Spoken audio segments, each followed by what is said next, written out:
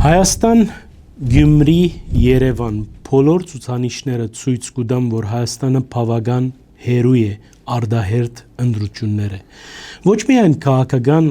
ընդհանուր գործընթացները որոշակի հանդարտության մասին կխոսին, այլ նաև հստակ է, որ կողմերը գրեթե հասկացած են, որ արդահերթ ընտրություններ այս բահուն ընելու հնարավորություն չկա։ Սա ինչ կնշանակե, սա կնշանակե, որ մենք պիտի վերադառնանք դեպի զերո կետ, այսինքն ներքին իմաստով վերագազմագերբում։ Եվ հատկապես որ շատ բացահայտ է, որ ընդդիմությունը այդքան առողջ եւ գուր իրավիճակ մճունի։ Նույնը կրնան ասել իշխանության բարակային, սակայն հստակ է, որ այս փուլին